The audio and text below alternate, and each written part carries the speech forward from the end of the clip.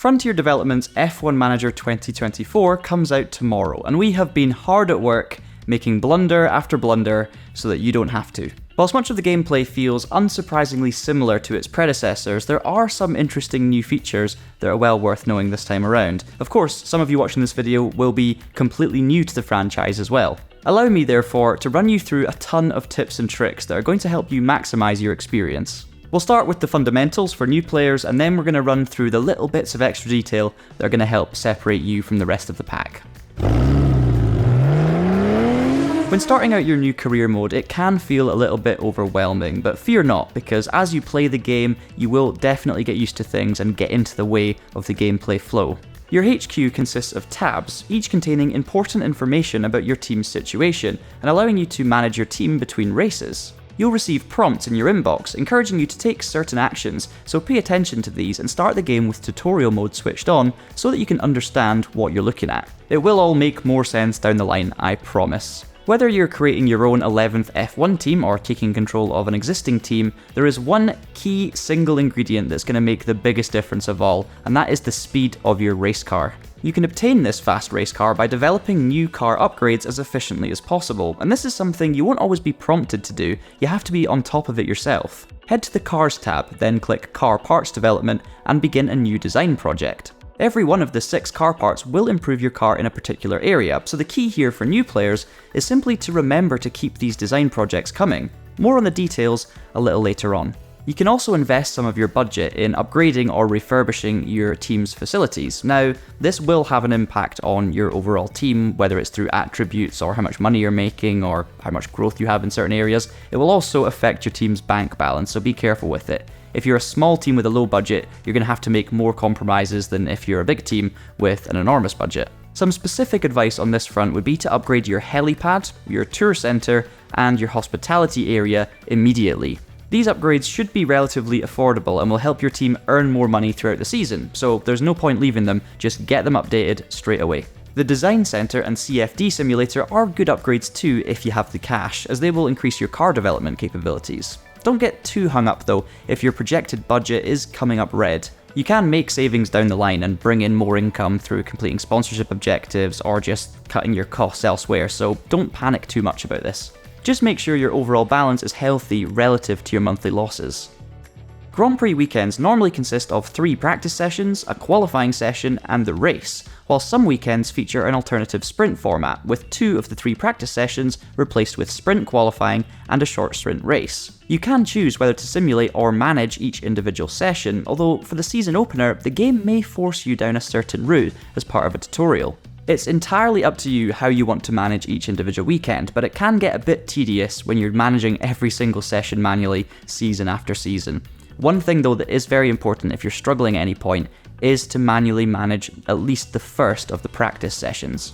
This is how you maximise your car setup for the weekend, and this will help you find those extra few tenths a lap, as well as helping the drivers feel more prepared. It's not just about sending them out on circuit and leaving them to it though. Just like the previous games, nailing the perfect setup is a slider-based minigame. Send drivers out for a 20-lap run, but bring them back into the pits as soon as the light blue driver feedback icon reads 5 out of 5. Head for the car setup screen, and this is where you can make all of the difference. Different slider adjustments will affect the overall balance of the car in different ways, and your aim is to try and get every area of the car feeling optimal, but finding the sweet spot. The blue window for each area of balance, i.e. oversteer or braking stability for example, signifies the optimal window, and as you progress through practice runs and the driver gives you feedback, this blue window will decrease until the optimal point is found. Changing rear wing angle first and then front wing angle will get you in the right ballpark for straights, oversteer and cornering, so is probably the best place to start. Then use anti-roll distribution to get traction and braking stability nearer the target area. Tyre camber is a good alternative for all-round adjustments, depending on what direction you're needing to go.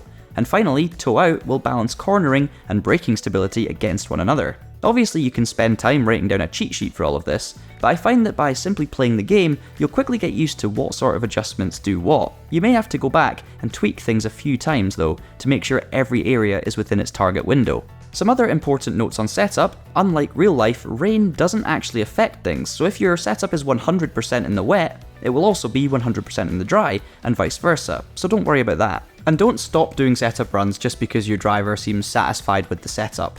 Keep going even if it's just changing one thing by one click to try and find 100%. As for the number of runs, you can comfortably fit in 2 of them per practice session, but actually you can also start a 3rd run because the driver's feedback will carry over to the next session. Now, having said all of that, I do know that managing practice sessions can become tedious, so don't burn yourself out with it.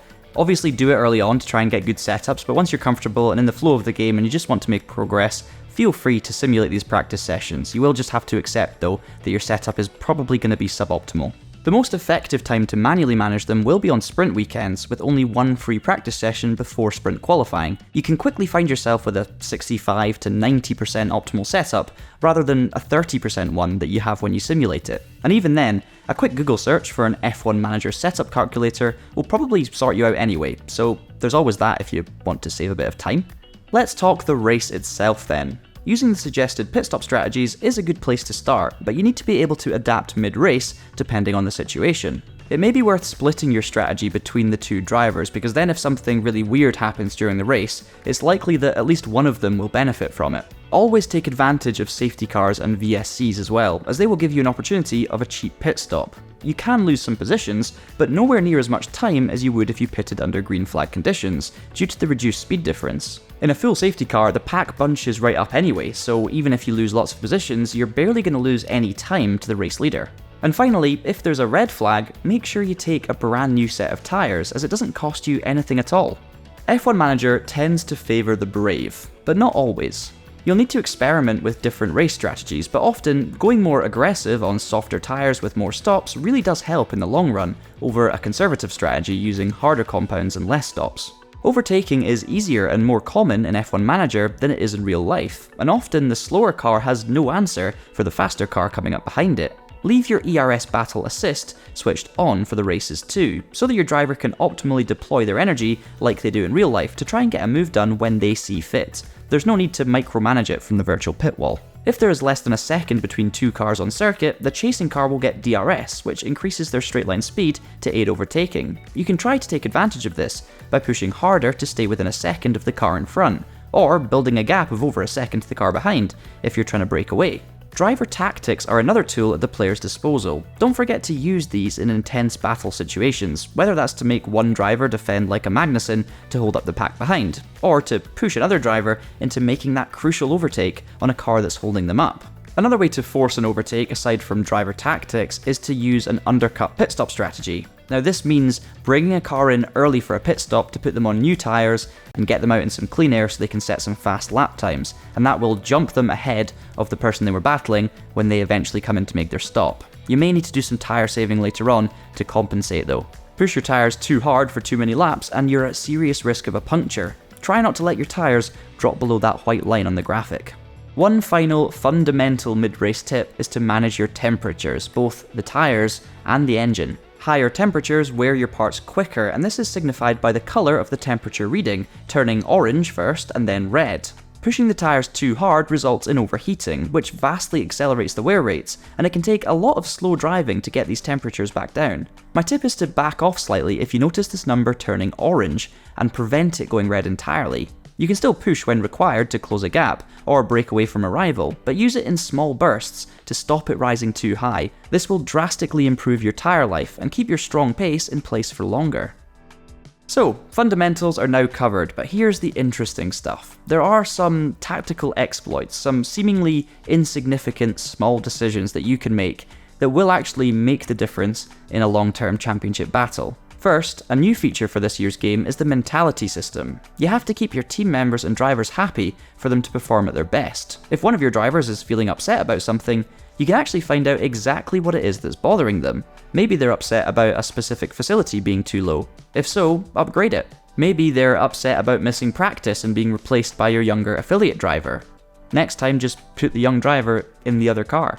Do what you can to keep them happy and motivated, as it will not only improve drivers' on-track performance, staff will be more likely to re-sign if they are also satisfied, for example. Driver confidence on circuit will also play a role, and ways you can improve this include increasing track acclimatization by running longer individual stints in practice, and also going for a more aggression-focused race strategy. A driver setting lots of purple sectors and making lots of overtakes is a confident driver.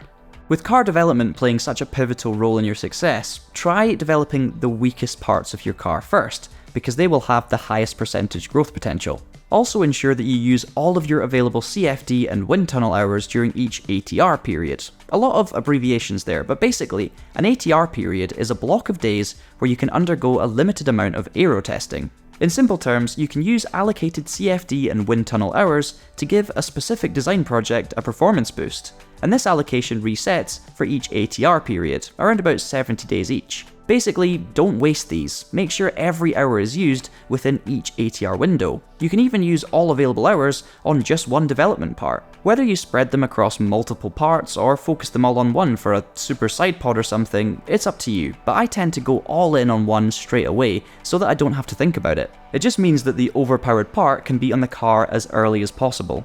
When deciding on engineer allocations and whether to rush the development part or not, it's worth looking at the race calendar.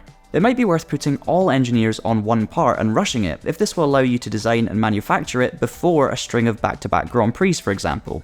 Just remember that there's no point having engineers available but no project slots for them to work on, so make sure that as many of your engineers are working at any given moment. Manufacture new parts wisely too. There's no point making 4 new front wings with the original design if your team is almost finished designing a new replacement.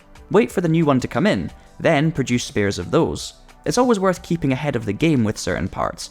If one fails, you'll often find the other car will have a similar problem soon, so always try and have 2 spares ready to go in the warehouse. Powertrain parts can also be managed efficiently with some clever planning. It's possible to switch out your engine and gearbox before each practice session, and before qualifying on race weekend without penalty. It's a little tedious, but I'd recommend switching in your worst or most worn engine and gearbox for using during the practice sessions, when lap times are irrelevant. Then, just before qualifying, switch in your newer alternatives for optimum performance. You can also ensure that drivers take it easy in those practice sessions by asking them to drive slowly, avoid using high curbs, and using the low fuel engine mode to prolong the lifespan of those practice engines. This management will not only see you with better race performance than your rivals throughout most of the season, but also will see you taking far less grid penalties towards the end of the year, when they're starting in Japan for the Mexican Grand Prix.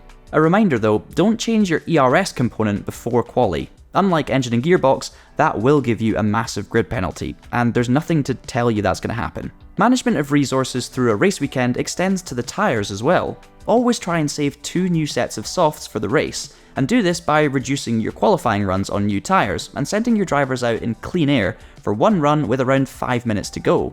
If you feel you're safely through on run 1, stay in the pits, or maybe even prepare the car for 2 flying laps on the one set of tyres, which can often be the best way to make it through the knockout phases without burning all of your rubber. Also remember that there's no longer a rule about starting the race on your qualifying tyre in F1, so you have free reign to start on whatever tyre you like. Speaking of race starts, lap 1 is always the best opportunity for making up ground quickly, so why not start the race in full attack mode with everything set to maximum? Instead of waiting until the green light to do this, you can actually preset this in the loading screen before the race starts. Just remember to turn these settings back down again before the end of the first lap, otherwise you'll overheat everything and run out of ERS battery, which will all need managed. There's also merit in picking a race strategy that suits your team's strengths and weaknesses. For example, my team's car had horrendous engine cooling, so even when there was extra fuel to burn, we couldn't use it without overheating the engine instantly. So instead, I would start the race with 7 laps less of fuel, making the car lighter and faster, but meaning I would have to manage the fuel use by running a conservative engine setting.